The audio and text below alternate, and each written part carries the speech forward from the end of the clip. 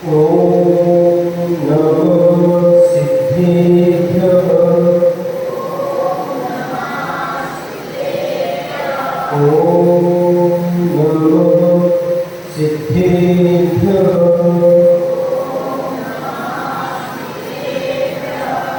ओम नमः सिद्धेभ्यः। नमो अरिहन्ताणं नमो सिद्धाणं नमो आर्यज्ञानं नमो वज्रायाणं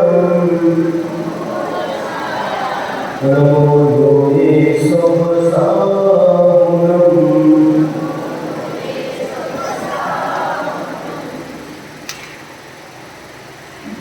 जय गुरु पंच परमेश्वरी भगवान की, 24 तीर्थंकर भगवान की, पर्युषण महापर्व की, उत्तम आकिंचन्य धर्म की, चार्य चक्रवर्ती आचार्य शांति सागर जी महाराज की, गुरुनाम गुरु आचार्य श्री ज्ञान सागर जी महाराज की, दीक्षा प्रदाता परम पूज्य आचार्य गुरुवर श्री विद्यासागर जी महाराज की, वर्तमान आचार्य श्री समय सागर जी महाराज की, मेरा श्री नियम सागर जी महाराज, श्री हरिनंद सागर महाराज की नमो नमो नमो।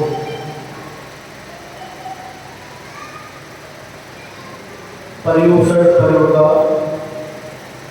उपान के दिन है।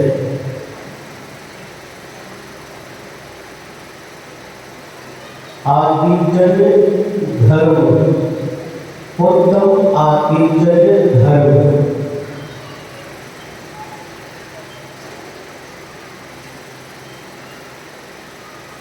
इस संसार में किंचित मात्र भी मेरा नहीं है, इस प्रकार का विचार करना, अनुभव करना, इसका नाम है आकिंचन्य। किंचित मात्र, थोड़ा मात्र भी मेरा नहीं है,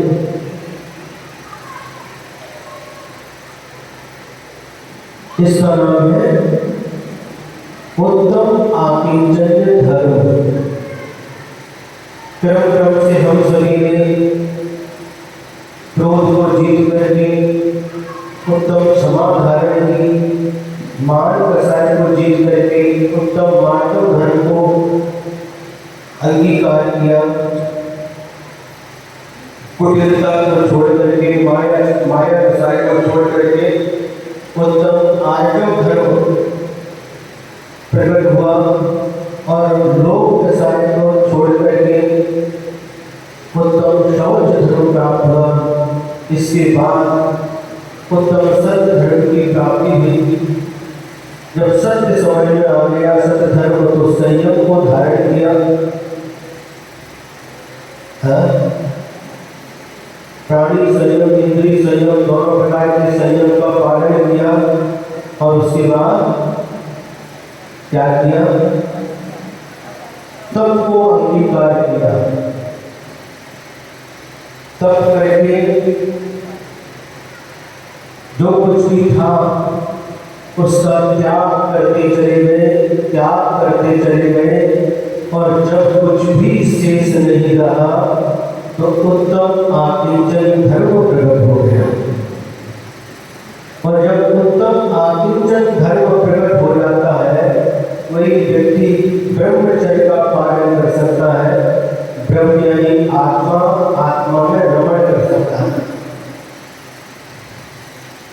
लोक में देखा जाता है कई लोग ऐसे होते हैं जो दरिद्री होते हैं,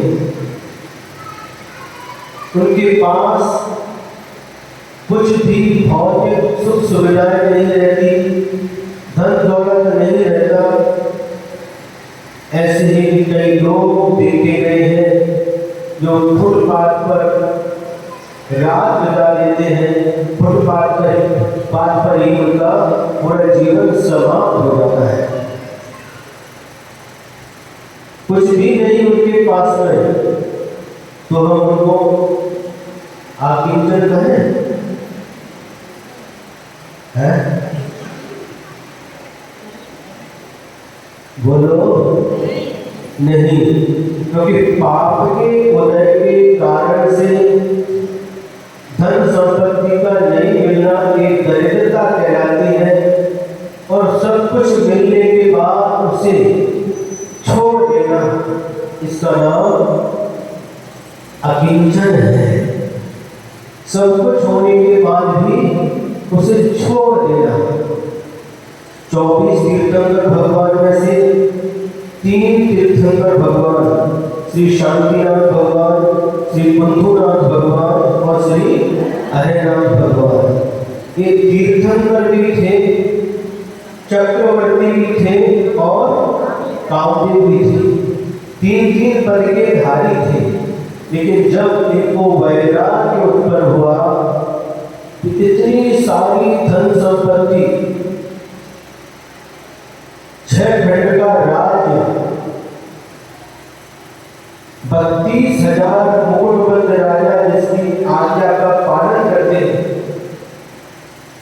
9 निधियां, 14 रत्न, 18 करोड़ घोड़े, 84 लाख हाथी, 96,000 रानियां, ये सब अपार धन संपत्ति जब वैराग्य हुआ, इसको जीर्ण जड़ के समान छोड़ दिया। और छोड़ करके कहाँ चले गए? राजमहल को छोड़ करके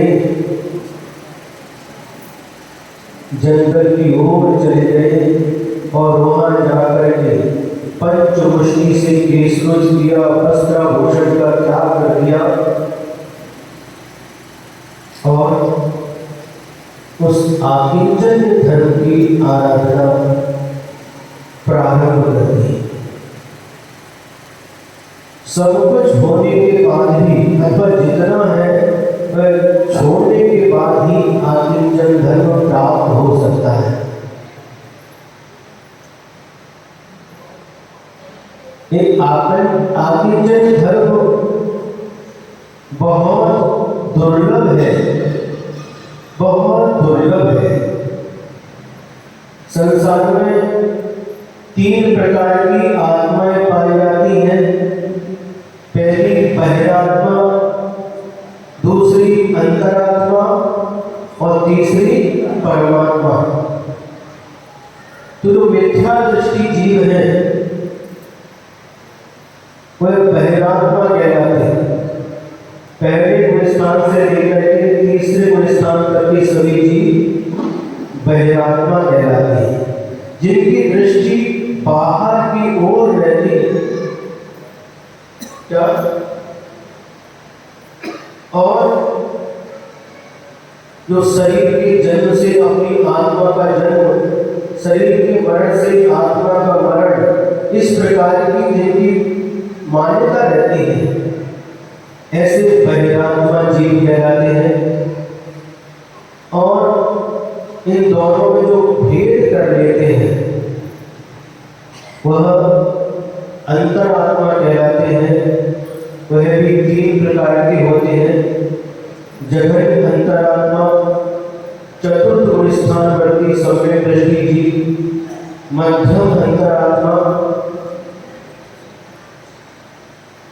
पंचम गुणस्थानवर्ती देशप्रति प्राणी और उत्तम अंतरात्मा 6वें गुणस्थान से लेकर के 12वें गुणस्थान तक के श्रवण, और परमात्मा 13वें 14वें गुणस्थानवर्ती सहयोगी ये सकल परमात्मा और सिद्ध भगवान निकल परमात्मा। इस प्रकार से 3 प्रकार की आत्माएं इस संसार में पाई जाती हैं। एक इंद्रिय से लेकर के असंख्य पंचेंद्रिय तक के जीव नियम से बहिरात्मा पंचेंद्रिय जीवों में कोई बहिरात्मा भी होते हैं, अंतरात्मा भी होते हैं और सकल परमात्मा भी होते हैं। तो जो बहिरात्मा रहता है, अनादि काल से संसारी प्राणी एक अहम, अहंकार और ममकार, इन दो प्रत्यय के कारण से ही अपने वास्तविक स्वरूप को भूला हुआ है। अहंकार मतलब यहाँ पर घमंड नहीं है। अहंकार, अहम माने मैं, अहंकार, अहम का होता मैं और मम का होता मेरा। अहम माने मी और मम यानी माझा। इन दो के कारण से ही संसारी प्राणी जिसको मैं समझता है और मैं के रूप में अनुभव करता है, वह मैं नहीं हूं। और जो मेरा नहीं है, जिसको मेरा समझ करके अपनाता है, अनुभव करता है, किसको जो मेरा नहीं है। अनादि काल से संस्कार आत्मा के ऊपर पड़ा हुआ है। जो मैं नहीं हूं उसको मैं कहता है और जो मेरा नहीं है उसको मेरा कहता है। कैसे? महाराज कुछ उदाहरण दे दो। तो अहम का मतलब मैं सुखी हूं, मैं दुखी हूं, मैं राजा हूं, मैं भिखारी हूं, मैं गरीब हूं, मैं अमीर हूं, मैं बलवान हूं, मैं निर्बल हूं, मैं गोरा हूं, मैं काला हूं। गोरे काले दोनों सरने में यहाँ पर गोरे भी है, काले भी है। और जीतू में काले गोरे। तो मैं गोरा हूं, मैं काला हूं, अरे मैं आहाड़े हूं, मैं दहाड़े हूं।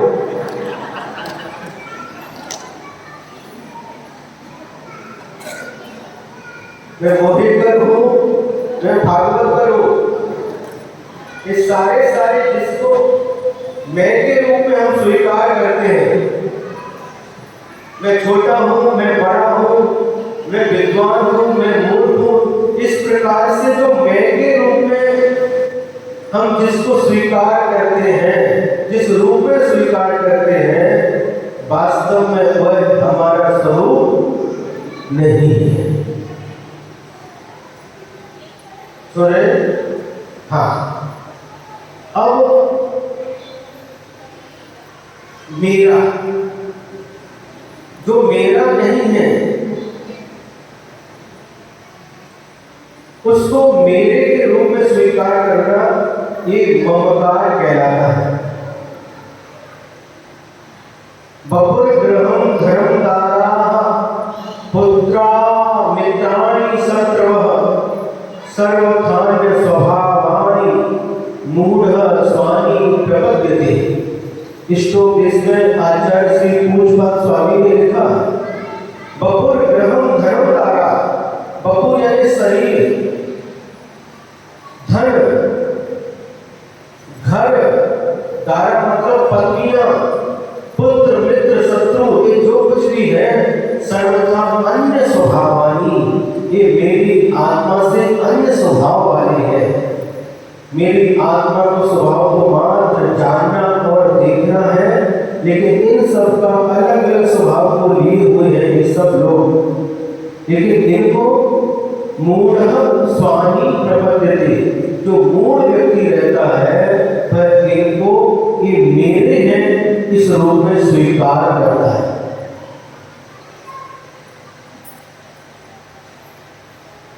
अहंकार की बात बता दी। अब ममकार के लिए दो प्रकार की जो पर वस्तुएं हैं, उनमें ममकार बुद्धि धारण एक चेतन और एक अचेतन। चेतन मतलब जिसमें चेतना पाई जाती है, आत्मा पाई जाती है, वो चेतन कहलाते हैं, और जिसमें आत्मा नहीं पाई जाती वो अचेतन कहलाते हैं। तो चेतन पदार्थों में से मेरी माँ, मेरे पिता, मेरे भाई, मेरे बहन, मेरी पत्नी, मेरे बच्चे, मेरे मित्र, मेरे नौकर चाकर इत्यादि जो मेरे के रूप में चेतन पदार्थों के प्रति जो हमारा ममत्व भाव जागृत होता है, और अचेतन पदार्थ मेरा घर, मेरा खेत, मेरी दुकान, मेरा मकान, मेरी गाड़ी है, मेरा सोना, मेरी चांदी, मेरा मोबाइल, ये जो कुछ भी अचेतन पदार्थों में इस प्रकार से ममत्व बुद्धि उत्पन्न होती है, एक चेतन और अचेतन पदार्थों में अहंकार बुद्धि मात्र अपने प्रति उत्पन्न होती है, लेकिन इन चेतन अचेतन पर पदार्थों के प्रति जो ममकार का भाव ये मेरा है, इस प्रकार का जो भाव उत्पन्न होता है इसे ममकार कहते हैं। आचार्य कहते हैं ये सब अपने अपने स्वभाव के लिए हुए हैं। कल परसों की बात है, जो साकरा से आए हैं बेलोकर दादाजी हैं और दादी हैं, परसों शाम को बैठे हुए थे। हमने पूछा सब ठीक है? हमारा सब ठीक है। घरची घटमन ले देता है, घर की याद आती है क्या? तो अज्जी बाजू में थी, बोले हमारा घर सोबत है।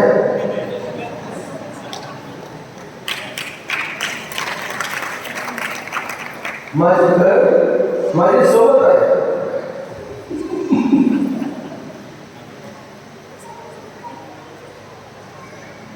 देखो कितनी अच्छी बात है। घर को कंकड़ पत्थर से, ईंट और सीमेंट इत्यादि से बना देते, उसका नाम घर नहीं है। गृहस्थी, गृहस्थी को कहते हो घर में रहता है। घर क्या, घर का नाम क्या है? अकेला वो घर बना दिया, मकान बना के कोई रहता नहीं, उसको घर हो जाएंगे? नहीं हो जाएंगे। महाराज हमारे घर वाली सोबत देखो। तो ये सब जितने भी पर पदार्थों में जो हमारा ममकार भाव उत्पन्न होता है, मोह की परिणति है। मोह के कारण से यह जीव, यह प्राणी जो मेरा नहीं है उसको मेरा कहता है और मेरे के रूप में अनुभव करता है, और जो जिसको मेरा समझता है उस वस्तु का जब वियोग हो जाता है तो बेचैन हो उठता है, छटपटाता है, क्योंकि उसको मेरे के रूप में स्वीकार किया था। ये मेरा है ऐसा स्वीकार किया था।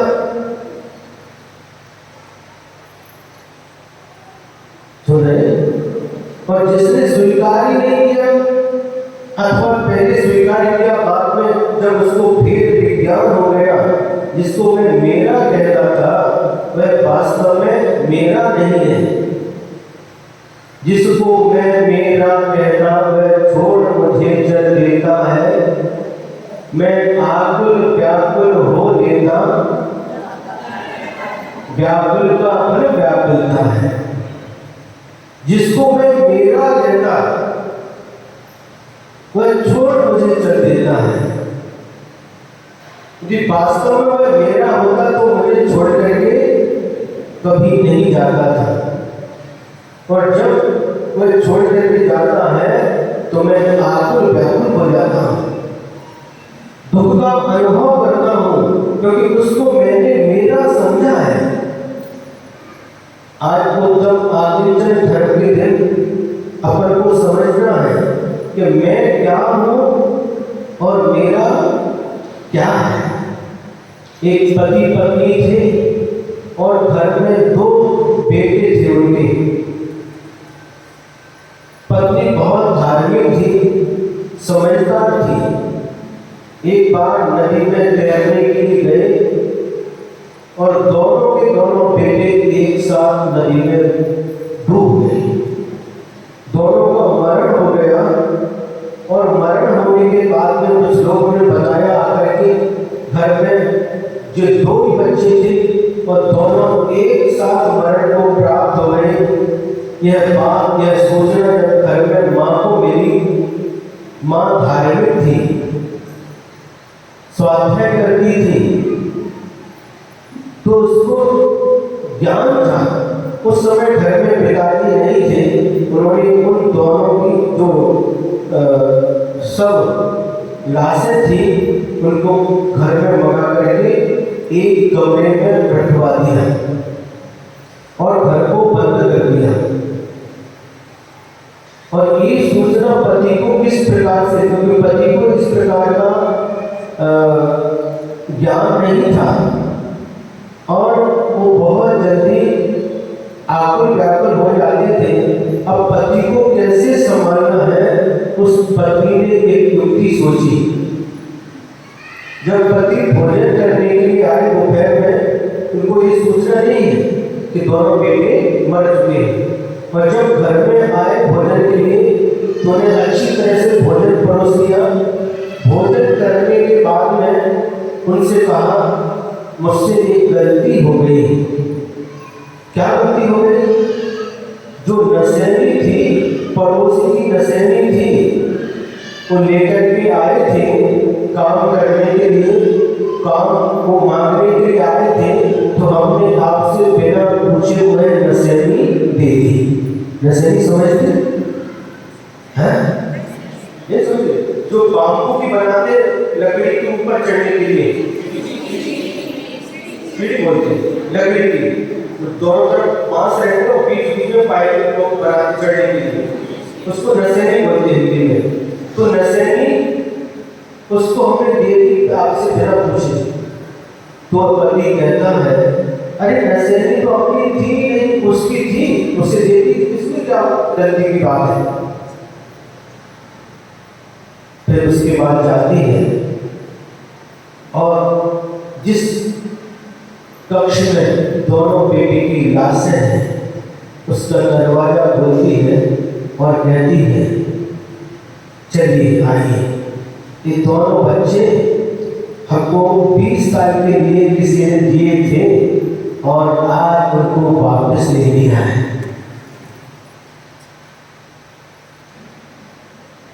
कितनी कठिन बात होती है,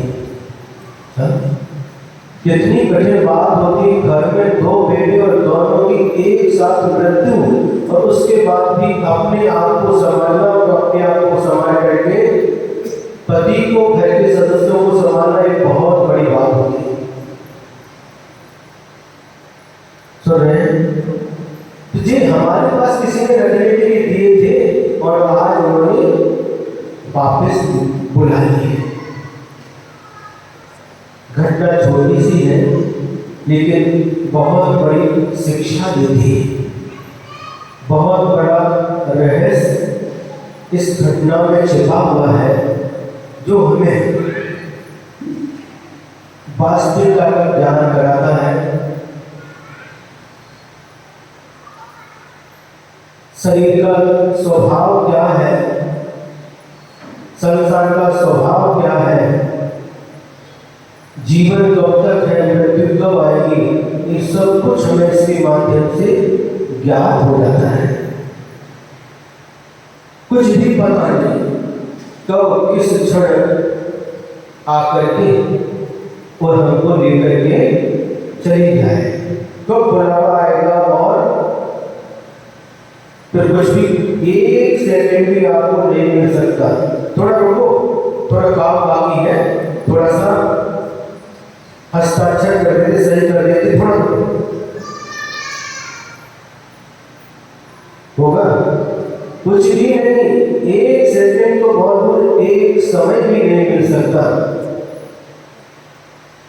इसलिए समझदार व्यक्ति जो समय मिला है, जो जीवन मिला है, उसका अच्छी तरह से सदुपयोग करना है। और संसार में रह करके परिवार चलाते हैं तो धन संपत्ति खेत मकान सब कुछ है, इसको मेरा कहते हैं। ये व्यवहार की अपेक्षा से कदाचित सत्य है, लेकिन वास्तविकता से देखा जाए तो ये मेरे नहीं है। इनमें इनके बीच रहते हुए भी एक बुद्धि, एक भाव हमेशा रहना चाहिए कि ईश्वर इसको भी छोड़ करके जाना है, इसको भी छोड़ करके जाना है। जब शरीर ही मेरा नहीं है, गर्भ से लेकर के मरण तक ये बिल्कुल साथ में रहता है, आत्मा के साथ, आत्म प्रदेशों के साथ एक में होकर के रहता है। जब यह शरीर ही मेरा नहीं है, इसे भी मुझे छोड़ करके जाना है, तो शरीर से संबंध रखने वाले जो पर पदार्थ है, चेतन अचेतन पदार्थ है, वह मेरे कैसे हो सकते हैं? ऐसा भाव कभी आता? इसको जोड़ के रखा है, इकट्ठा किया है, यह मेरा नहीं है, इसको भी मुझे छोड़ करके जाना है, ऐसा भाव कभी आता? नहीं आता। तो किसको छोड़ना है? जो मेरा नहीं है उसे छोड़ना है। जो मेरा वास्तव में है उसको छोड़ ही नहीं सकते। आत्म तत्व तो मेरा है, जिसका स्वभाव जानना और देखना है, इसको तो कभी छोड़ ही नहीं सकते। लेकिन जो मेरा नहीं है और उसको मेरा समझकर कि हमने इकट्ठा किया है, उससे संबंध जोड़ा है, उनको छोड़ने की बात नहीं आ रही है। ये सब परित्रय की कोटि में आता है। और जहां जहां परित्रय रहता है, आचार्य कहते थे, जहां जहां परित्रय संज्ञा है, वहां पर भय संज्ञा नियम से होती है। क्या कहा?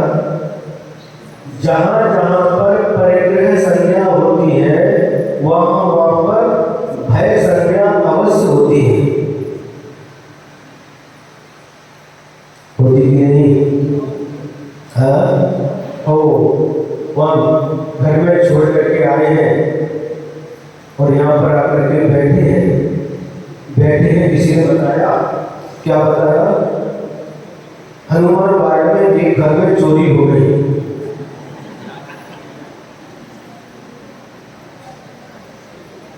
क्या? एक घर में ताला तोड़ करके चोर अंदर घुसने, चोरी हो गई। तो जितने हनुमान वार्ड के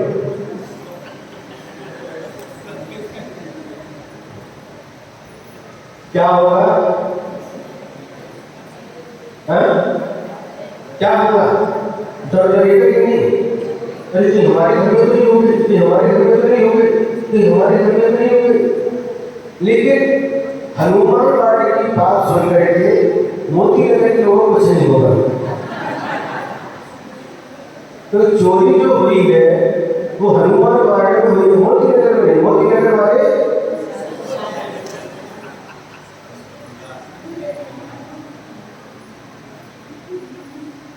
तो वहां पर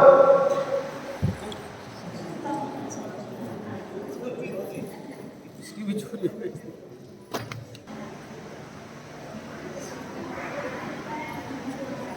जब नांदेड़ में थे तो एक यहाँ क्या रेड बोलते रेड पड़ गई है, हाँ छापा पड़ गया। और छापा पड़ गया, करोड़ों, कितने करोड़ में संख्या बताई तो भूल गए, संख्या को ज़्यादा याद नहीं रहती। करोड़ों की संख्या में उनके वो सब जो 2 नंबर का था वो पकड़ा गया। अब जब पकड़ा गया तो जो बाकी के लोग थे उनको क्या हुआ? अंदर से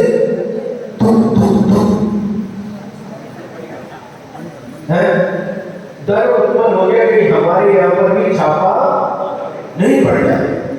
और जिसके यहाँ पर कुछ था ही नहीं, पर विकास बैठता है, उसको कोई मन में डर नहीं रहता, क्योंकि उसके पास कुछ है ही नहीं।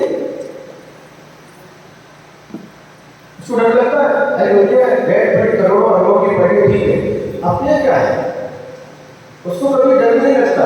डर किसको लगता है? जिसके पास परिग्रह है।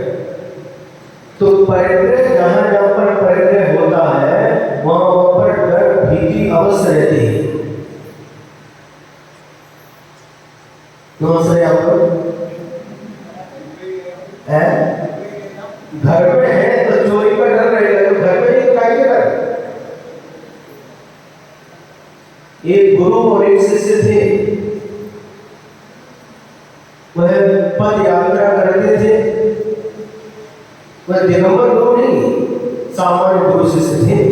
पद यात्रा करते थे और जहां पर जाते थे जो भिक्षा धरती से जो कुछ मिल जाता था उसको बैठ करके खाते पीते थे और आगे बढ़ जाते थे। अब क्या हो गया, उनके जो गुरु थे उनके पास में एक लाठी थी। लाठी समझते हैं? जब शेखर जी जाते तो ऊपर चढ़ने के लिए वो लेते सहारा लेकर के, उसको लाठी बोलते हैं। अब लाठी थी तो जब भी गुरु नगर के पास पहुंचते तो अपने शिष्य को भेजते, बोलते जाओ गांव में पूछ करके आओ कि कोई डर तो नहीं है गांव में।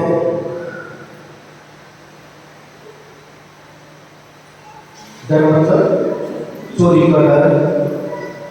हाँ, तो शिष्य जाता और गांव में पूछ करके आता, डर नहीं है तो फिर गुरु महाराज और शिष्य दोनों जाकर के कई स्थान पर रुकते और रात्रि विश्राम करके फिर सोए अपनी यात्रा प्रारंभ कर देते थे। एक बार हो गया, दो बार हो गया, तीन बार हो गया। शिष्य के मन में आया, बार बार गुरु जब गांव में नए गांव में जाते हैं तो ये क्यों पूछवाते हैं कि गांव में कोई डर तो नहीं है, क्या मामला है, अपने पास कुछ है नहीं। फिर गांव आया, फिर गुरु ने कहा जाओ गांव में पूछ करके आओ कोई भय तो भीति तो नहीं गांव में। तो शिष्य ने कहा गुरु जी क्षमा करो, आप बार बार क्यों पूछते हो, मैं जितना कह रहा हूं उतना करो। और शिष्य जाता है गांव में घूम करके आता, कोई डर तो नहीं, हाँ डर नहीं है। तो फिर गुरु जाते हैं और वहां पर रात्रि विश्राम करते हैं। बहुत देर तक क्रम चलता रहा। शिष्य को मन में एक विचार आया, जब कोई अपने पास परिग्रह नहीं है, कोई ऐसी वस्तु नहीं है, फिर गुरु जी बार बार क्यों पूछते, कुछ ना कुछ तो मामला होगा। तो जब गांव में गए और गुरु जी सो गए तो देखा गुरु जी के पास तो कुछ नहीं, एक लाठी है और एक झोली है या थैली है, इसमें कपड़े निकाल के देखे झोली में या थैली में कपड़े के अलावा कुछ नहीं है। लाठी है, लाठी में घुमा फिरा करके देखा, इसमें तो कोई जादू की छड़ी तो नहीं है। और फिर जब देखा घुमा फिरा करके, उसमें एक क्या था, कैप था, क्या बोलते हैं, और उसके अंदर उसने जब कैप देखा अच्छी तरह से उसको खोल दिया और जब उल्टा किया तो सोने की असर के अंदर घर घर करके निकल पड़ी। अच्छा, गुरु जी इसलिए पूछवाते थे कि गांव में कोई डर तो नहीं है, डर का कारण ये है। ठीक है, अब उसने क्या किया, शिष्य ने कहा क्या किया, वहां पर एक कुआं था, विहीर, और सब असर लेकर के उसको कुएं में डाल दिया और उसकी जगह कंकड़ पत्थर उसमें भर दिए। गुरु जी देखे तो हल्की हो गई और कंकड़ पत्थर भर करके वापस उसको पैक करके जैसा था वैसा कर दिया। और करने के बाद में सुबह हुई, गुरु जी ने अपनी छड़ी उठाई और आगे की यात्रा प्रारंभ कर दी। शिष्य ने भी अपना जो कुछ भी थैली थी उसको उठा करके आगे बढ़ गए। एक दूसरा गांव मिला, वहां पर जाकर के भिक्षावृत्ति से भोजन कर लिया, विश्राम किया। फिर जब शाम को दूसरे गांव के लिए रवाना हो गए और जब उस गांव के बाहर पहुंचे तो फिर गुरु जी ने कहा कि बस गांव में जाकर के आओ और पूछ करके आओ इस गांव में कोई डर तो नहीं है। तो शिष्य ने कहा गुरु जी अब कोई डरने की बात नहीं है। क्यों, क्या हुआ? मैं सारा डर गोले में फेंक दिया।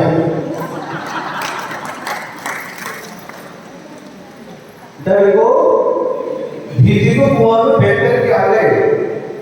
गुरु जी ने सुना क्या हो, फिर भी जाओ एक बार। गुरु के कैसे चले गए, हाँ कोई डर नहीं है। और फिर जाकर के जब वहां पर विश्राम करने लगे, जब शिष्य सो गया तो गुरु के मन में कोई बात डर को कोई फेंका, ऐसा क्यों बोला? ऐसा तो ऐसा बोला नहीं था। पहले दिन क्या हुआ था, जब गुरु सो गए उसके बाद में शिष्य ने उसका पता लगाया। और आज जब शिष्य सो गया तो गुरु ने जैसे इसने क्यों बोला, कुछ गड़बड़ तो नहीं है। और उस छड़ी को खोला और खोल करके जब उल्टा किया तो गड़बड़ पत्थर। अच्छा ये बात है, इसलिए कह रहा था कि डर को हम कुएं में फेंक करके आ गए। ठीक है, बहुत अच्छा हो गया। उन्होंने छड़ी को भी छोड़ दिया। और प्रातः हुआ, उन्होंने कहा जब गुरु जी चलने के लिए तैयार हो गए तो बिना छड़ी के चलने लगे। तो शिष्य ने गुरु जी अपना जो लाठी है छड़ी इसको तो ले लो। नहीं बेटा, उसकी कोई जरूरत।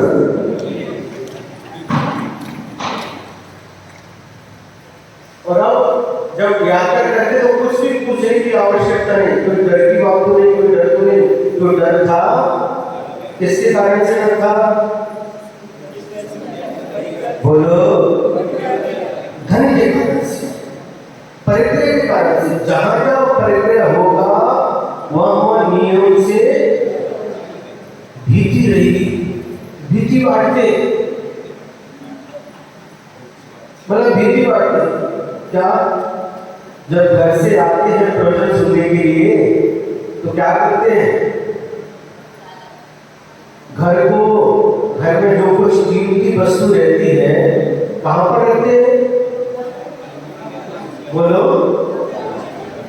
घर में सब अलग अलग वस्तुओं को अलग अलग रखने की जगह रहती है। जूता चप्पल बाहर रखते हैं, भोजन सामग्री रसोई घर में रखते हैं, कपड़े का स्थान अलग है, पानी का स्थान अलग है। और सोना कहां पर रखते हैं? स्वयं घर में, रसोई घर में नहीं रखते। अच्छा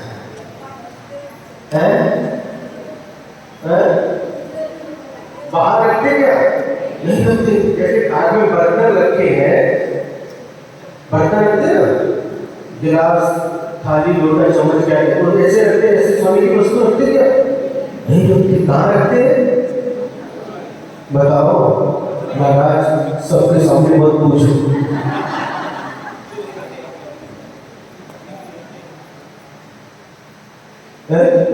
सबके सामने मत पूछो। क्यों? डर लगता है कि किसी ने सुन लिया, उनको रहस्य पता हो गया तो फिर बताते नहीं अपने रहस्य को। कहाँ रखते? घर के अंदर।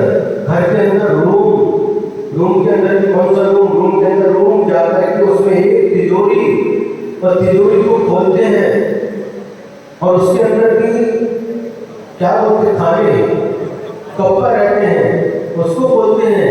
उसके अंदर भी एक अलग कप्पा, उसमें चाबी अलग, उसको बोलते हैं। उसके अंदर भी एक, उसके अंदर एक चाबी और, उसको बोलते हैं। उसमें जाकर के सोने को रखते हैं किसके ऊपर? मखमल के ऊपर। मखमल रहता है उसके ऊपर सब सोने की सामग्री रखते हैं। फिर ताला, फिर दूसरा ताला, फिर तीसरा ताला, लास्ट में तिजोरी के उसका ताला, फिर रूम का ताला। इतने ताले लगाने के बाद फिर लास्ट में घर से बाहर निकलते समय एक ताला और लगाते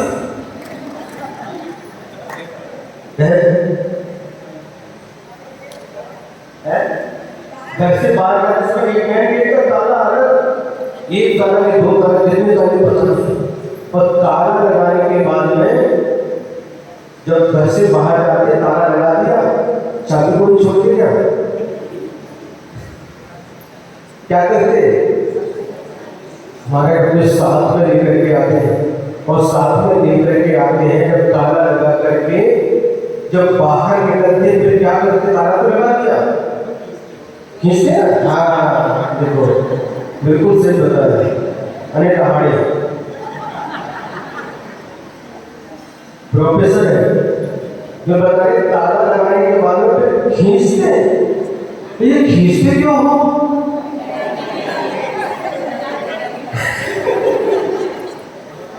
ताला लगाने के बाद में उसको खींच करके क्यों देखते हो?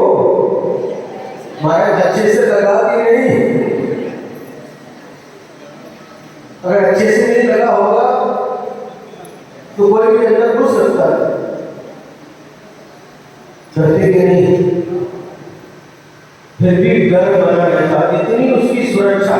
वो आराम से सोना तो मखमल पर सोता है और आप चौकीदार बन करके, पहरेदार बन करके रात भर सो नहीं पाते। उसकी सुरक्षा का भय, परिग्रह के संचय करने में दुख, उसकी सुरक्षा करने में दुख और उसके नाश होने में भी दुख। लेकिन फिर भी हमें दुख अच्छा लगता है, ऐसा तो चाहिए हमको, है? देखो एक बात और है, पाप कितने होते हैं? 5। हिंसा, झूठ, चोरी, कुशील और परिग्रह। ये 5 पाप होते हैं। इन 5 पापों में से तो 4 पाप तो पाप के जैसे लगते हैं, लेकिन परिग्रह का ऐसा लगता है कि पाप है। हम हिंसा नहीं करेंगे, हम झूठ नहीं बोलेंगे, चोरी नहीं करेंगे, कुशील नहीं करेंगे, लेकिन ये परिग्रह भी पाप है। तो ये समझ में भाव आता नहीं आता। लेकिन आचार्य कहते हैं परिग्रह महापाप है, इसके कारण से डर दुख का कारण है, लेकिन कभी भी ये पाप है। अगर पाप है ऐसा समझें तो जिस प्रकार से आप हिंसा से बचते हैं, हिंसा को बुरा समझते हैं, उस प्रकार से आप झूठ बोलने को बुरा समझते हैं, चोरी करने को बुरा समझते हैं, उसी प्रकार से परिग्रह को बुरा समझो तो कभी भी इकट्ठा नहीं कर सकोगे। और इकट्ठा कर लिया है तो उसको दान देने में कभी भी कष्ट का अनुभव नहीं होगा, है? उसके प्रति जो ममत्व भाव रहता है, ये मेरा क्या होता है? उस ममत्व भाव के कारण से हम इकट्ठा तो कर लेते हैं, लेकिन उसके प्रति जो ममत्व भाव है उसके कारण से हम उसका उपयोग नहीं कर पाते। किसी ने कहा धन कमाना एक कला है, लेकिन उसका सही सदुपयोग करना, सही जगह लगाना उससे बड़ी कला है। धन कमाने की कला तो सबको आ जाती है, लेकिन उसे कैसे खर्च करें, कहां पर खर्च करें, ये कला सभी को प्राप्त नहीं हो पाती। गृहस्थों के लिए आचार्य ने उदाहरण दिया है। मुनि महाराज के पास जो कमंडलू होता है उसमें 2 छेद होते हैं। एक पानी भरने का, जब आपके घर में महाराज जी आते हैं तो ढक्कन खोल करके आप आहार होने के बाद में उसको भर देते हैं। और जब पानी निकालना होता है तो उसमें से निकालते क्या, वो दूसरी टोटी रहती है उसमें से पानी निकालते हैं। तो पानी भरने का जो रहता बड़ा रहता है और पानी निकालने का छोटा है। इसलिए तो महाराज हम बहुत क्या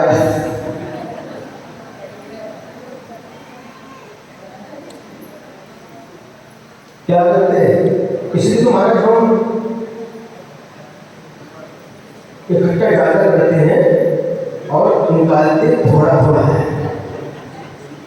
101, 118, 121,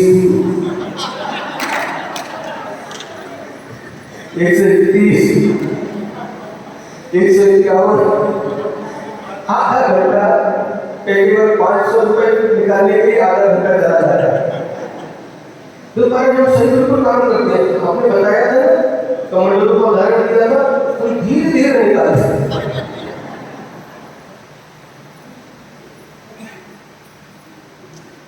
ये इसका अपव्यय नहीं करना। अपव्यय का मतलब क्या, ज्यादा हो गया उसको विषयों में लगा देना, पाप में डाल देना, उसका दुरुपयोग करते। गाड़ी है फिर भी दूसरी गाड़ी, तीसरी गाड़ी, एक है बंगला रहने के बराबर है, फिर और अभी टाइल्स से निकालो, मार्बल लगाएंगे, क्या करके कितना कितना उसमें लगा के, सोना है और ले लो, दिवाली आ रही है, धनतेरस और ले लो, 10 तोला 5 तोला और पर ना जाए, बच्चे लोगों का शराब का नया शोरूम खुला है तो और लेकर के आते हैं।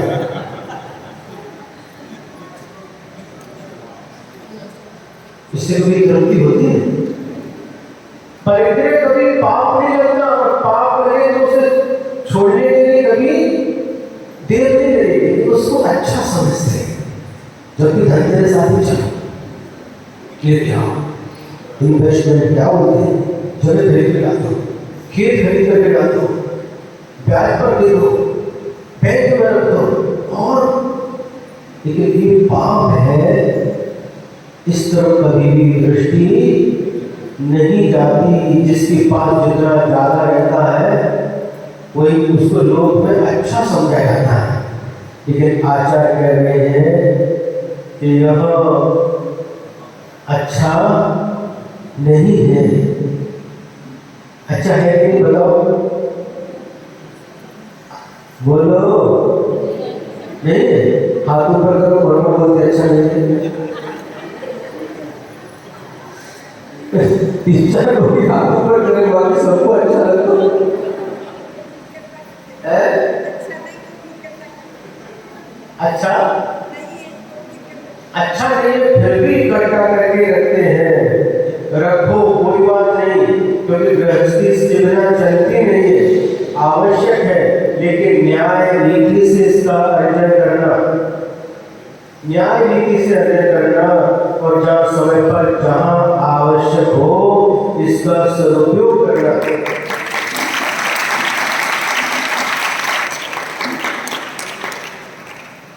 तो इसका सही उपयोग सिद्ध होता है।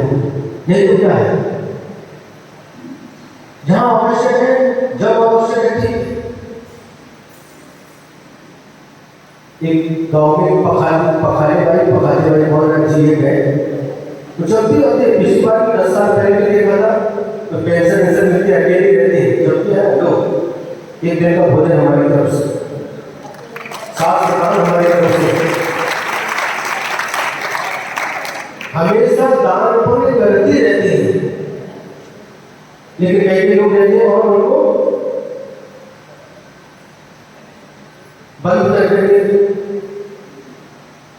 रखते रहते।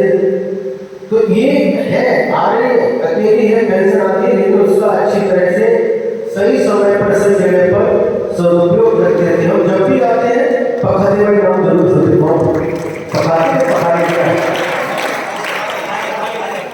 भाई, ये सदुपयोग है, और हम जानते हैं बैठ जाते हैं। अच्छा हाँ, तो ये जब भी हमारे 10 साल पहले भी उसका बात सोचने विचारने का हो गई, और कई लोग 500 रुपये निकालने में भी आधा घंटा जाता है। तो अब जिस परिग्रह में जितनी ज्यादा आसक्ति रहती है वह छूटता नहीं। जिनकी आसक्ति नहीं है, दान मांगने की वस्तु नहीं है, दान देने की वस्तु होती है।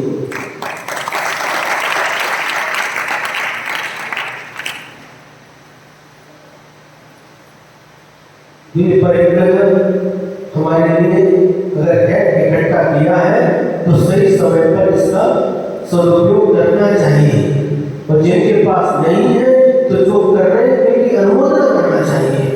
अच्छे काम के लिए इकट्ठा करो, कोई बाधा नहीं है। जबलपुर से नीरज आए गए हैं तो वहां पर जबलपुर में गुरु जी के साथ 4-5 बार शायद जाना हुआ, 2 चातुर्मास भी हुए दरबारा घाट में। वहां पर एक मड़िया है, मड़िया जी बोलते हैं, इसको बोलते हैं पिसनहारी की मड़िया। उसका इतिहास क्या पता है? एक पकाते भाई जैसी गज्जी थी, कोई नहीं था।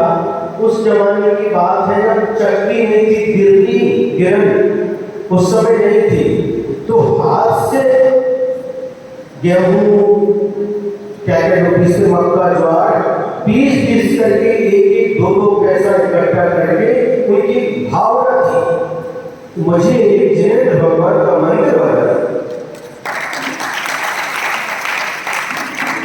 और पैसा पीस आटा पीस करके एक 2 पैसे इकट्ठे करके मेहनत मजदूरी कर करके उस अज्जी ने, उस दादी ने इतना पैसा इकट्ठा कर लिया, लेकिन भाव क्या था?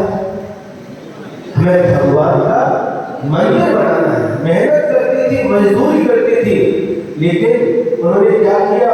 उस मड़िया जी में जाओ, आप कभी गए हो जबलपुर तो आपको पता होगा, वहां पर पहाड़ के ऊपर एक मंदिर है, और मंदिर बनवाया, उस अज्जी ने मंदिर बनवाया, भगवान की प्रतिमा स्थापित करवाई, और यादगार के आज भी उसकी शिखर के ऊपर वो चक्की जिससे पीसती थी, है ना, वो आज भी उसके ऊपर शिखर के कलश के बीच में वो चक्की लगाई गई, जिसको पीस करके उसने मंदिर बनाया है, और आज भी उसका नाम है पिसनहारी की मड़िया। सोचो विचार करो, इतनी मेहनत करके एक टाइम भोजन करके पैसे बचा करके मंदिर बनाया। यहाँ पर भी उन्होंने संग्रह किया, परिग्रह है, लेकिन उनका उद्देश्य क्या था? हमें भगवान का मंदिर बनाना है। वो बुढ़िया, वो अच्छी तो चली गई, लेकिन पिसनहारी की मड़िया हमेशा के लिए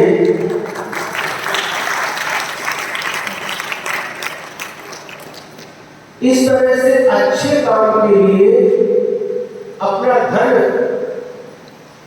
अपना श्रम, अपना समय यदि चला जाए तो वह सार्थक हो जाता है। तो जिसकी पर पदार्थ में ममत्व भाव नहीं होगा, आसक्ति नहीं होगी, वही इसी प्रकार से दिल खोल करके जाति बड़ी नहीं हो, पखारे बड़ी एक छोटी सी खोली में रहती, बहुत बड़े कोई बिल्डिंग हो, कोई बहुत बड़ा क्या इमारत हो, उसे नहीं, एक खोली है, जाति समझ करती है दर्शन। तो ऐसे भाव कब उत्पन्न होते हैं? उसके प्रति जो मूर्छा भाव है, मूर्छा परिग्रह, जिसकी जितनी ज्यादा मूर्छा होगी उसके प्रति आसक्ति होगी, वो छोड़ नहीं सकता, लेकिन जिसकी आसक्ति कम होगी वह बहुत जल्दी, मेरा था ही नहीं, ये मेरा है नहीं, और हम चले जाएंगे, ये हमारे साथ में आने वाला नहीं है। ऐसा जिसको ज्ञान हो जाएगा तो उसके लिए छोड़ने की कोई देर नहीं लगती, ये मेरा है ही नहीं, तो छोटी की बात क्या है? सरल है कठिन? जिसको समझ में आ गया उनके लिए सरल है, और जिनको समझ में आ गया कि फिर भी जो गांठ मजबूत बांधी है वह ढीली नहीं पड़ रही, उनके लिए तो बहुत कैसा लग रहा है? अच्छा लग रहा है। तो आत्मीयन धर्म बहुत अच्छा है। लोग ये समझा जाता है जिसके पास जितना ज्यादा उतना ज्यादा सुखी होगा, और जिसके पास कम है वह दुखी होगा। ऐसा है क्या? नहीं। कई बार जिनके पास जितना ज्यादा होता है, बहुत धन दौलत कमाई, सब कुछ है, सब कुछ, लेकिन गाड़ी घोड़ा बंगला बच्चे नाम सब कुछ है, लेकिन महाराज क्या होगा? मीठा नहीं खा सकते, गोड़ आवड़ते पर गोड़ खाऊं नहीं। क्या मतलब गोड़ आवड़ते पर गोड़ खाऊं नहीं का मगर सागर भाई। महाराज बिन मीठा जीवन मला आवडत नाही, पण मी मीठ टाकून भोजन करू शकत नाही का? बीबी वाढली। सुने महाराज, मला तूप आवडते पण तूप खाऊ शकत नाही का?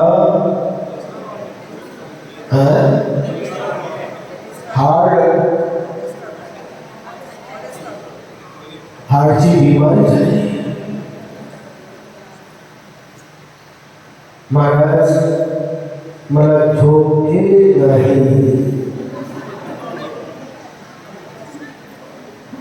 सोचो, विचार करो, सब कुछ है लेकिन उसका उपयोग नहीं कर सकते। नींद नहीं आती, नींद की गोली खा करके सोना पड़ता है, नींद की गोली। और जिनके पास पैसे नहीं वो आराम से सो जाते, कहीं पर भी सो जाते, कोई चिंता नहीं। हम सही बोल रहे कि नहीं? हैं? गलत तो नहीं बोल रहे? देखो कहीं गलत हो जाए तो बता दिया करो। अरे हो सकता है। तो जो जैसे आत्मीय धर्म को स्वीकार करता है उतना ही उसको आनंद आता है। आपने कभी तराजू देखा है? तराजू जिसमें सामान भरते हैं, हम भाजी बाजार जाते हैं, उसमें भाजी लेकर जाते हैं। आजकल इलेक्ट्रिक आ गया, वो नहीं तो पहले ऐसे करता था, इसमें 2 पार्टी रहती है। हाँ, एक में वजन रखते हैं, एक में सामान रखते हैं। हाँ, सिद्धू ताई को पता है किराने की दुकान। अब क्या हुआ, जिस तरफ मान लो वजन रखा वह पार्टी किधर जाती है? नीचे जाती है, और जो खाली रहती है वह ऊपर आती है। उदाहरण कैसा है?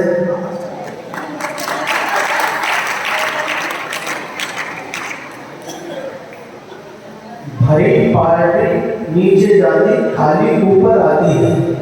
जो खाली रहता है, वजन कम रहता है, वह उतना ऊपर जाता है, और जिसका ज्यादा है वह किधर जाना है?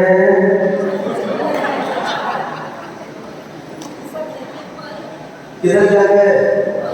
ऊपर जाना है। बहुत अच्छी बात है, ऊपर जाना है तो वजन को कम करना पड़ेगा। वजन कम करने की कौन कौन तैयार है?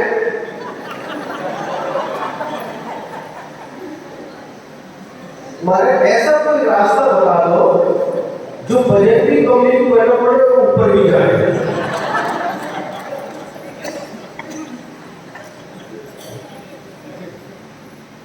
अरे भैया, भगवान ने ऐसा रास्ता नहीं बताया, गुरुओं ने ऐसा रास्ता नहीं बताया, तो हम कैसे बता दें? दोनों रास्ते किधर जाना है? ऊपर। ऊपर जाना, जितने हम खाली होते जाएंगे, बाहर वायरल पड़ेंगे की अपेक्षा से, और अंदर जो कषाय है, व्यवहारिक भाव है, क्रोध मान मत्सर ईर्ष्या भय जो है इनको जितना हम खाली करते जाएंगे, आत्मा से हटाते जाएंगे, उतना ये ऊपर उठते जाएंगे, और जितना हम भरते जाएंगे इनसे, उतने हम नीचे जाएंगे। अब क्या करना हमको सोचो। आज एक बात नोट करके रख लेना, यह परिग्रह भी पाप है। हम पढ़ते तो छोटे छोटे बच्चे भी सुनाते, बच्चे पाप कितने होते हैं? 5। घंटे घंटे तो सबको, लेकिन परिग्रह हमारी दृष्टि में हम इकट्ठा कर रहे हैं, यह परिग्रह है और परिग्रह पाप है। इस तरह की हमारी दृष्टि रहना चाहिए। एक बार एक राजा वन विहार को गए हैं। वन विहार को जाते समय रास्ते में उनकी दृष्टि जाती है, एक पेड़ के नीचे एक शिलापट पर एक मुनि महाराज पद्मासन में विराजमान है।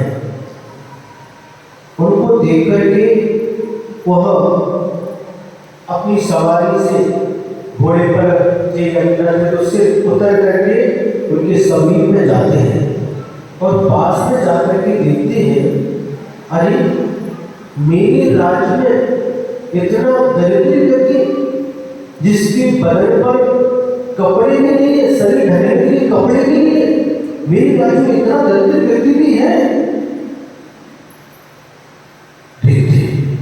देखने में इतना इनका कोमल शरीर है। शरीर कैसा है? कोमल कोमल शरीर है, कितने रूप सौंदर्य है, लावण्य टपक रहा है, और उम्र भी कितनी कम है, एज भी कितनी कम है, युवावस्था है, और इतनी दरिद्रता क्या कारण है? तो ध्यान में बैठे थे मुनि महाराज और उनको उनके पास वह भी जाकर के खड़े हो जाते हैं। और जब थोड़ी देर के बाद मुनि महाराज जब ध्यान छोड़ते हैं, उस समय वह राजा कहता है कि मुझे पता नहीं था कि मेरे राज्य में भी ऐसा दरिद्र व्यक्ति है। मेरे राज्य में कोई भिखारी नहीं, भिखारी तो कम से कम उसके पास तो पहनने के लिए कपड़े तो रहते हैं, लेकिन इसके बदन पर कपड़े भी नहीं। इतना बड़ा दरिद्री मेरे राज्य में। तो कहते हैं कि भाई मैं तुम्हारी दरिद्रता दूर कर देता हूं, मैं इस राज्य का राजा हूं, मैं पूरी प्रजा का ध्यान रखता हूं, मेरे राज्य में कोई दुखी नहीं, कोई दरिद्री नहीं। तो तुम भी इतने दरिद्री हो जो किसी ने बताया नहीं था, ये तो कब का आपके लिए हम सहयोग करके आपकी दरिद्रता को दूर कर देते थे। फिर उन्होंने पूछा इसका कारण क्या है, तुम कौन हो, तुम्हारा परिचय क्या है, और इतनी दरिद्रता का कारण क्या है? तुम अनाथ हो, मैं तुमको सनाथ कर दूंगा। ऐसा अनाथ व्यक्ति जिसका कोई भी दिखाई नहीं देता, घर नहीं, परिवार नहीं, शरीर पर वस्त्र नहीं है, ऐसा अनाथ व्यक्ति तुम हो, तुमको मैं सब प्रकार से सुख सुविधा दे करके आपको हम अपने राज्य में स्थान देंगे, तुम अपना परिचय बताओ। तो हम मुनि महाराज कहते हैं राजन सुनो, मैं एक संपन्न परिवार में जन्म लिया था, बहुत धन संपन्न परिवार था, उसमें मेरा जन्म हुआ था। फूल की तरह मेरे माता पिता ने मेरा पालन पोषण किया, कांच की वस्तु के समान मेरी सुरक्षा की, और जो मैं चाहता था, जो मैं मांगता था, हर वस्तु ला करके मेरे माता पिता हमारे लिए देते थे। कभी किसी चीज की कमी नहीं थी, सब कुछ सुख सुविधा थी। ऐसे परिवार में हमारा जन्म हुआ था। माता पिता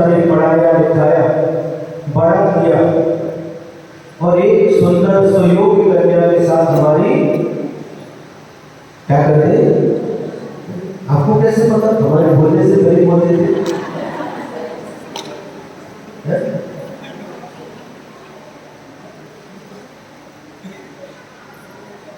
माता पिता ने एक सुंदर कन्या से सुयोग्य कन्या से के साथ हमारी शादी कर दी। सब कुछ अच्छा चल रहा था, बहुत आनंद के साथ हमारा जीवन व्यतीत हो रहा था। माता पिता भाई बहन पति के साथ में हम बहुत आनंद के साथ जीवन व्यतीत कर रहे थे। अचानक एक दिन मेरी आंखों में बहुत पीड़ा होना प्रारंभ हो गई। मेरी आंखों में दर्द प्रारंभ हो गया। हमारे पिताजी ने बड़े बड़े वैद्यों को बुलवाया, उन्होंने उपचार किया, उससे भी आंखों की पीड़ा कम नहीं हुई। बड़े बड़े राज वैद्यों को भी बुलवाया, उनके माध्यम से भी इसकी चिकित्सा की गई, लेकिन पीड़ा कम नहीं हुई। मैं लेटा था और मेरे चारों तरफ मेरे माता पिता भाई बहन पत्नी सब मेरी पीड़ा को देख करके ऐसी पीड़ा होती थी कि मैं तड़पता था। जिस प्रकार से पानी में से मछली को निकाल के आया करो तो जैसे मछली तड़पती है, मैं भी उस पीड़ा के कारण से बहुत तड़प रहा था। उस तड़पन को देख करके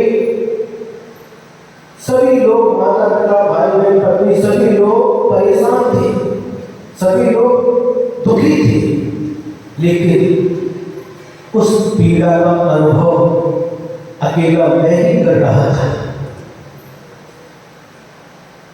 सुना था कि नरक में इतनी वेदना होती है, लेकिन आज मुझे ऐसा लग रहा था, उस दिन मुझे ऐसा लग रहा था कि मैं नरक की ही पीड़ा को सहन कर रहा हूं। इतना दर्द था। एक दिन हो गया, 2 दिन हो गए, 3 दिन हो गए, परिवार के सभी सदस्य इसका उपाय ढूंढ रहे हैं, इसका इलाज करा रहे हैं, लेकिन कोई भी फर्क नहीं पड़ रहा है।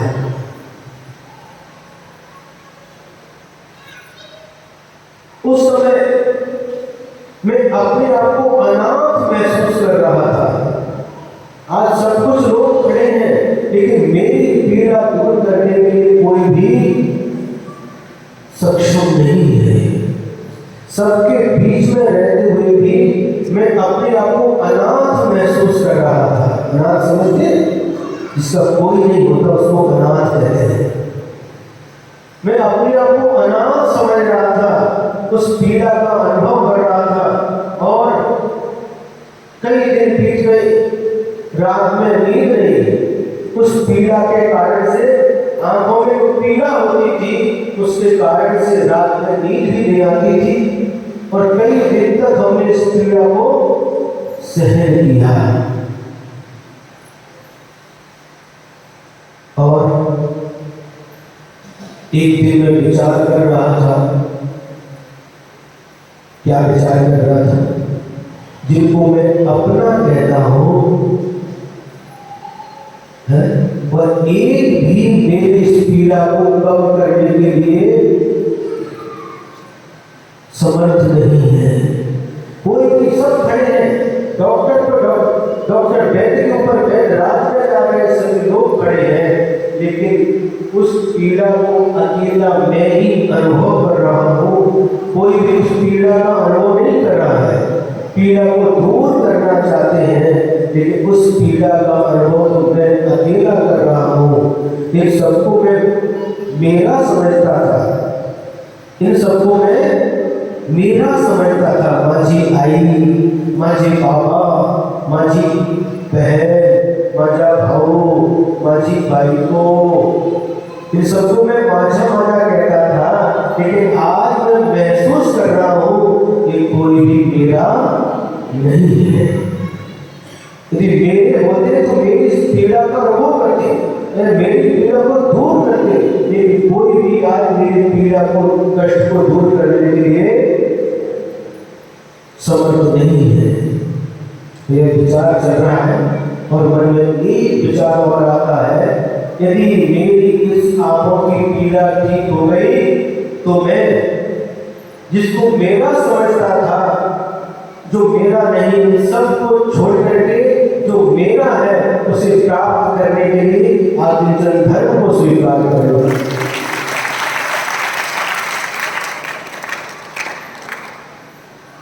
भावना होना सी और ऐसी भावना भाते भाते मैं क्या करूंगा, यदि ये पीड़ा ठीक हो गई तो मैं सब कुछ जो इकट्ठा किया है परिग्रह, जिसको मैं मेरा समझता था, उस सबको जो मेरा नहीं है, जिसको मेरा समझता हूं, सबको छोड़ करके जो मेरा है उसे प्राप्त करने के लिए पुरुषार्थ करूंगा, मोक्ष मार्ग पर जाऊंगा। और ऐसा चिंतन करते करते उस दिन मुझे बहुत दिनों के बाद नींद लग गई। सुने, बहुत दिनों के बाद नींद लग गई, और नींद लगी तो ऐसी नींद लगी कि बीच में खुली नहीं। और प्रातः काल जब पत्नी ने मुझे उठाया तो उठने के बाद जब आंखें खोली तो मेरी सारी की सारी पीड़ा समाप्त हो चुकी थी। आंखों की पीड़ा समाप्त हो चुकी थी, मैं रोग से मुक्त हो चुका था। देखो, जब असाधा का तीव्र हृदय होता है तो बड़े बड़े डॉक्टर, बड़े बड़े वैद्य, बड़ी बड़ी औषधियां भी काम नहीं करती। और जब असाधा का उदय कम होता है, साधा का उदय आता है, तो थोड़े से निमित्त में भी हम रोग मुक्त हो जाते हैं। साधा का रोग करते हैं, बेदनी का रोग दो प्रकार का है। सदसत बेदनी, जो साधा का रोग कराता है वह साधा बेदनी है, और जो असाधा का दुख का रोग कराता है वह असाधा बेदनी है। तो अब ये जब पीड़ा समाप्त हो गई तो परिवार के सभी लोग बहुत खुश थे, बहुत प्रसन्न थे, लेकिन मैं खुश नहीं था। क्यों खुश नहीं थे? सभी लोग प्रसन्न थे, सभी लोग खुश हो गए, इनके रोग आंखों का जो बीमारी थी वह समाप्त हो गई, बहुत खुश हो गए, आनंदित हो गए। लेकिन मैं इस आंख के कारण से जो खुशी पहले मेरे इस परिवार के बीच में मिलती थी, जिन माता पिता भाई बहन पत्नी के बीच में जिस सुख का अनुभव करता था, लेकिन आज इनके बीच में मुझे सुख नहीं मिल रहा है। और जो संकल्प किया था सबके सामने रखा कि मैंने संकल्प किया था कि आंखों की पीड़ा समाप्त हो गई तो मेरा रास्ता दूसरा होगा, और मैं आकुंचन धर्म को स्वीकार करके, सब कुछ त्याग करके श्रवण धर्म को स्वीकार करूंगा। और सब परिवार वालों ने समझाया, लेकिन नहीं, जो संकल्प किया है वह मैं पूरा करूंगा। मैंने इस पीड़ा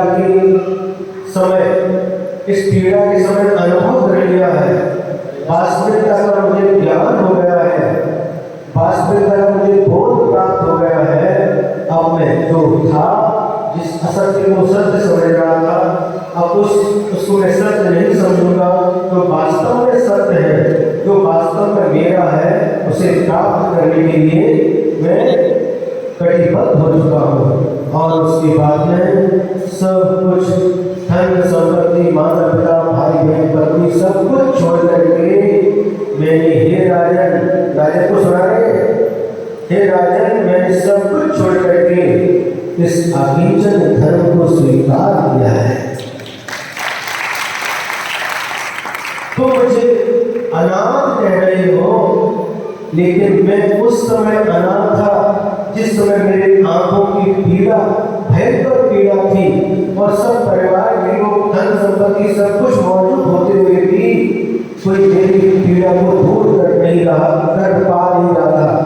उस समय में अपने आप को असहाय अनाथ महसूस कर रहा था, लेकिन आज मैं सनाथ हूँ। मैं आज अपने ऊपर अपने आत्म वैभव को मैंने प्राप्त कर लिया है। आज मैं सनाथ हूँ। बाहर से भले ही मैं आपको दरिद्र दिखाई दे रहा हूँ, बाहर से भले ही मैं आपको क्या जिसके पास कुछ नहीं ऐसा दिखाई दे रहा हो, लेकिन अंदर से मुझे जो प्राप्त हुआ है राजन, तुम्हारी पूरी संपत्ति भी गिर जाए तो भी वह खुशी मुझे नहीं मिल सकती। जो खुशी मुझे इस आकृष्ण धर्म में प्राप्त हो रही है, वह आपकी पूरी रात लक्ष्मी देने के बाद भी प्राप्त नहीं हो सकती। आचार्य ने लिखा है, क्या लिखा? इंद्रों के, अहमिंद्र के, मनुष्यों के जो सुख है, उनको जो इंद्रिय सुख प्राप्त होता है, उससे भी कई अधिक बड़ा मुनि महाराज को अतीत आत्मा का सुख प्राप्त होता है। और आत्मा शास्त्र में तो आचार्य गौड़भद्र स्वामी ने मुनि का पर्यायवाची सुखी शब्द लिख दिया। मुनि को श्रवण कहते हैं, हरिकार कहते हैं, यति कहते हैं, मुनि कहते हैं, साधु कहते हैं, लेकिन आत्मा शास्त्र में जो लिखते कि कोई सुखी है वह मुनि है, कोई मुनि है तो वह सुखी है। मुनि का पर्यायवाची नाम सुखी रख दिया। तो हे राजन, यह मैं जो आपकी दृष्टि मुझे दरिद्र के रूप में देख रही है, तो बाहर से भले ही मैं दरिद्र दिखाई दे रहा हूँ, लेकिन अंदर से जो मेरे पास वैभव है, वह वैभव आपको बता नहीं सकता। बाहर से मैं खुश दिख रहा हूँ कि दुखी दिख रहा हूँ? हम बाहर से खुश दिख रहे हैं, तो खुश कौन दिखता है? जो संतुष्ट रहता है। मुझे आज वैभव की प्राप्ति हो गई। आत्मा के अंदर जो अनेक गुण भरे पड़े हैं, जो मुझे प्राप्त हो गए हैं, इसलिए बहुत आनंद में हूँ। राजन, अब बताओ अनाथ कौन है, मैं या तुम? राजा को उपदेश सुन रहे तो उसकी दृष्टि खुल गई और उन मुनि महाराज के चरणों में नतमस्तक हो गया। हे गुरुदेव, हे भगवान, वास्तव में आप तो सनाथ हैं और हम लोग अनाथ हैं।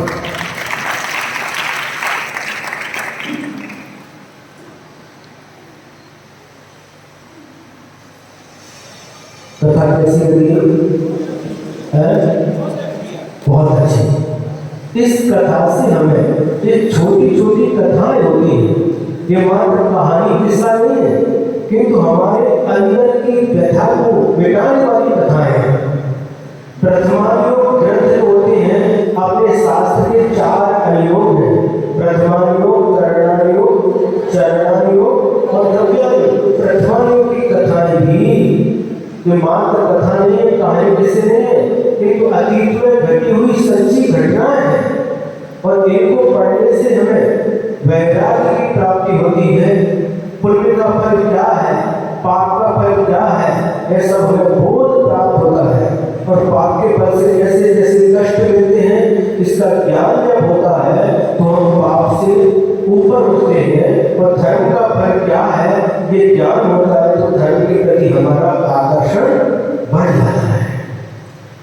इसलिए हमें जो आदर्श पुरुष हुए हैं, महापुरुष हुए हैं, उनकी कथाओं को पढ़ना चाहिए। प्रथमायोग ग्रंथाख्यानम चरितम पुराणमपि पुण्यम बोधि समाधि निधानम बोधित बोध समीचीन। बोधि समाधि का निधान कहाँ है? एक कपोल कल्पित नहीं है, कोई उपन्यास नहीं है, एक अतीत में घटी हुई सच्ची घटना है। महापुरुषों के जीवन में कैसी कैसी घटनाएं घटी हैं, उनको पढ़ने से अरे तो महापुरुष के जीवन में भी ऐसी घटनाएं घटी हैं, ये सब कर्मों का फल महापुरुषों ने भी भोगा है, तो हमने भी जो कर्म किए हैं उसका फल मुझे ही भोगना होगा।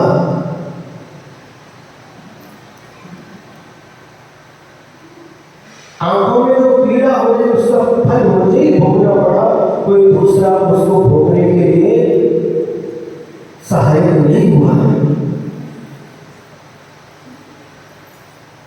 तो ऐसे ऐसे कथानक, ऐसी ऐसी घटनाएं, ऐसी ऐसी कथाएं ये वास्तव में हमारे अंदर की व्यथा को भरने वाली है और इनके माध्यम से भी, इनको सुन करके भी कई लोगों को वैराग्य उत्पन्न हो जाता है।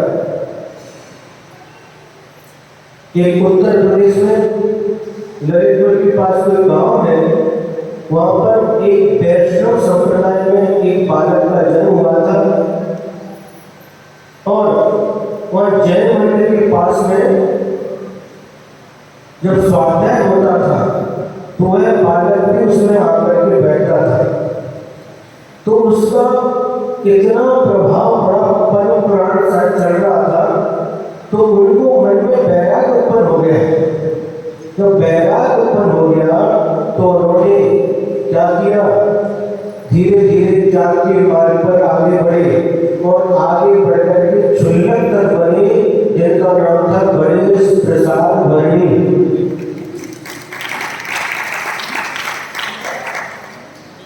जैन संप्रदाय में जन्म नहीं हुआ था, शायद ब्राह्मण संप्रदाय में उनका जन्म हुआ था, लेकिन वह कथा सुन करके, श्री राम की कथा सुन करके, परम पुराण सुन करके वैराग्य हो गया और धीरे धीरे करते करते उन्होंने बहुत काम किया।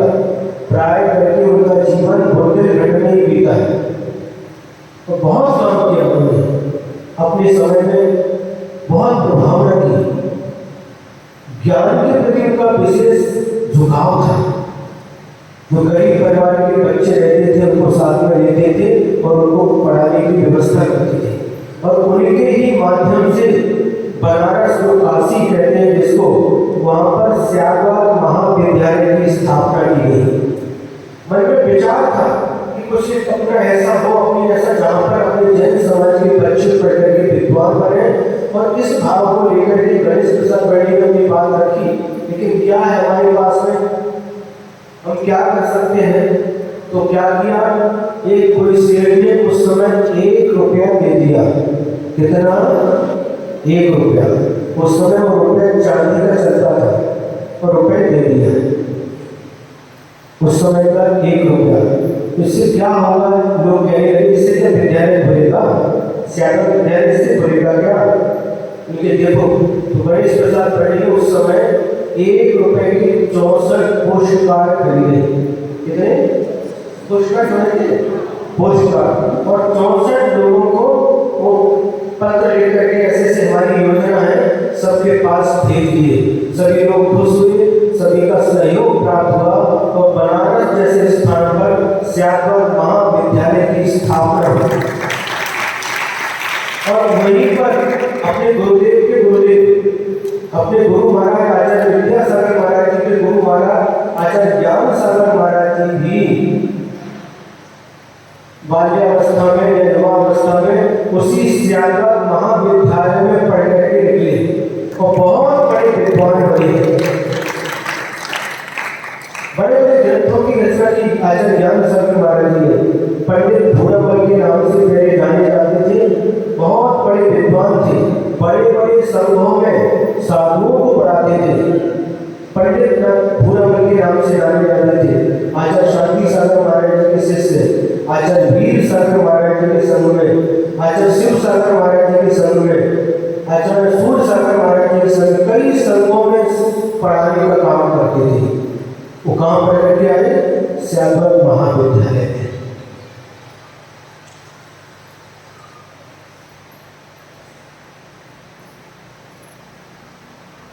समय कितना हुआ भैया?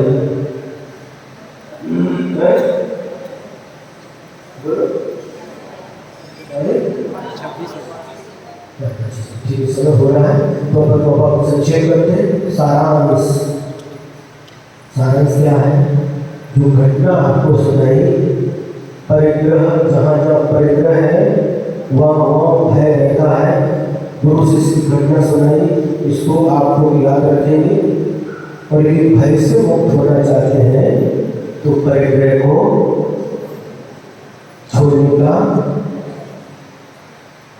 एक साथ छोड़ना चाहे तो आ जाओ, मंच खाली है।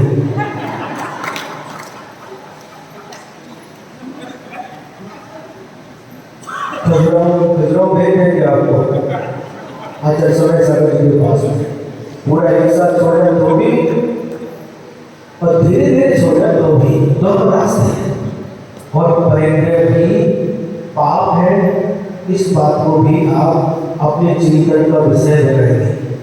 और जो जिनकी आंख की पीड़ा थी वह घटना भी आप याद रखेंगे, किस प्रकार से उन्होंने उस पीड़ा के दूर होते ही दिगंबर मुनि बनकर के आकिंचन पूर्ण आकिंचन धर्म को स्वीकार किया है। इस घटना को भी आप याद रखेंगे और भावना मानेंगे कि भगवान मेरे जीवन में भी ये आकिंचन धर्म आए।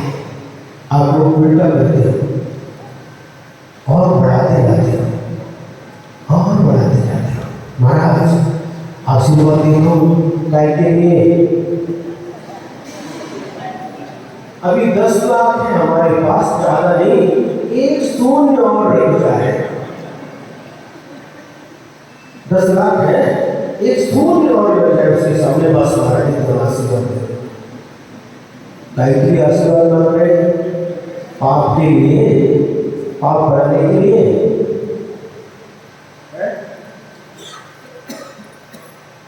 अरे कभी आकर के ऐसा आशीर्वाद मांगा करो महाराज कि करे पाप मेरा कम हो जाए।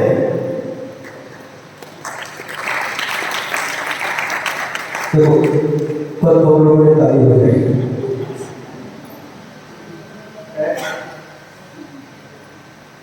तो इस पर हमारी दृष्टि रहना चाहिए। और ये दोनों ही घटनाएं कैसी थी, बहुत अच्छी घटना है और समय पर याद आ गई। जब तक हम इस आकिंचन धर्म को स्वीकार नहीं करेंगे तब तक हम संसार के बंधन से मुक्त नहीं हो सकते, तब तक हमें मोक्ष की प्राप्ति नहीं हो सकती। ये श्रद्धा रखो, ये विश्वास रखो, जब भी मुझे मुक्ति होगी इस आकिंचन धर्म को स्वीकार करना होगा। और आकिंचन और दरिद्र में अंतर समझना। मात्र बाह्य परिग्रह का त्याग करने से, मात्र दिगंबर होने से मोक्ष होता। तो जितने पशु पक्षी हैं उनके पास क्या परिग्रह है, जितने भी जानवर हैं पशु पक्षी क्या परिग्रह उनके पास है परिग्रह, तो वो कब के मुक्त हो गए होते, उनको मोक्ष हो गया होता। क्योंकि कपड़ा भी परिग्रह है उनके पास। 10 प्रकार के परिग्रह में क्या उनके पास है, कोई भी परिग्रह नहीं, तो उनको भी मोक्ष हो गया होता। लेकिन वह आकिंचन नहीं है। लेकिन आकिंचन कौन है, जो संकल्प पूर्वक सबका त्याग करता है। जैसे उस युवा ने आंख की पीड़ा शांत होते ही सब कुछ अपने बुद्धि पूर्वक समझ करके त्याग कर दिया। या तो त्याग कर दो, या तो आप अपने पैरों से चल करके बाहर निकल जाओ, ये तो 4 लोग मिलकर के आपको बाहर निकालेंगे। कौन सा अच्छा है? कुछ भी लोग तो बहुत स्वार्थी रहते हैं। आज असली एक घटना सुनाई थी, कोई मर गया, घर का सदस्य था और मरने के बाद में एक उंगली में अंगूठी थी है, और अंगूठी को निकालने का प्रयास किया, अंगूठी निकली नहीं तो उंगली काट करके अंगूठी निकाल ली, सुने। और मुख में 1-2 दांत सोने के थे तो हथौड़े लेकर के उसको भी निकाल दिया। इस संसार की दशा है। इस वास्तविकता को समझ करके जो मेरा है और जो मैं हूँ वह मेरा आत्मा ही है, आत्मा ही मैं हूँ और आत्मा ही मेरा है। कम से कम चिंतन तो करो, मनन तो करो, आत्मा के ऊपर संस्कार पड़ेंगे। जो कुछ भी दिखाई देता है यह मेरा नहीं है, मैं नहीं हूँ। ये दिखाई दे रहा शरीर, ये शरीर भी मैं नहीं हूँ और मेरा नहीं है। यही आज के इस प्रवचन का सारांश है। जो मैं हूँ और जो मेरा है वह मेरे साथ अनादिकाल से था और अनंत काल तक हमारे साथ रहने वाला है। और जो मेरा नहीं है, जिसको मैं अपना समझता हूँ, यह कर्माधीन कर्मों के संयोग से प्राप्त हुआ है। और जैसे ही कर्मों का उदय आएगा, ये समाप्त भी हो जाएगा। अभी तक हम जो मिटने वाला है, नाशवान है, नश्वर है, उसी के प्रति हमारा आकर्षण है, वही हमारे आकर्षण का केंद्र बना हुआ है। अब अपन को क्या करना है? इन सब के बीच रहती हुई भी अपने आप को अकेला समझना है। आत्मा को छोड़कर मेरा कुछ नहीं है, इस प्रकार से चिंतन करना है। लेकिन कब करना है, ये भी ध्यान रखना। एक बार आचार्य जी ने कहा, पहले से महाराज थे और जितने महाराज थे उतनी दीक्षा और हो गई, तो संग डबल हो गया, डबल हो गया। आचार्य जी प्रसन्न थे, हम लोग भी प्रसन्न थे, क्योंकि संग बड़ा हो गया। अब आचार्य जी ने उस समय कहा, क्या कहा? जब बाहर रहो, प्रवृत्ति में रहो, तो एक दूसरे के बन करके रहना। ये मेरे हैं, मैं इनका हूँ, ऐसा समझना है। और जब सामने में बैठो, ध्यान करो, तो चिंतन करना, मैं किसी का नहीं हूँ, मेरा कोई नहीं है। और जब यह सूत्र, मैं किसी का नहीं हूँ, कोई मेरा नहीं है, आत्मा को छोड़ करके कोई भी संसार में किंचित मात्र भी मेरा नहीं है, परमाणु मात्र भी मेरा नहीं है। ये मुख से कहना बहुत सरल है। समय साल में आचार्य स्वामी कहते हैं, यह पढ़ना सरल है, सुनना सरल है, सुनाना सरल है। 1 घंटे 2 घंटे इस पर प्रवचन भी कर सकते हैं, लेकिन इसकी अनुभूति होना बहुत कठिन होता है। तो सबको इस प्रकार, सभी जीवों को इस प्रकार आत्मचन धर्म की प्राप्ति हो। वास्तविक जो अपना है, जो मेरा है, वह आत्म तत्व सबको उपलब्ध हो। स्वात्मोपलब्धि सौ की सिद्धि, अपने आत्मा की उपलब्धि हो और मोक्ष सुख की प्राप्ति हो। सभी प्राणियों के लिए, सभी भक्तात्माओं के लिए यही मंगल भावना के साथ जय बोलो देवालय श्री महा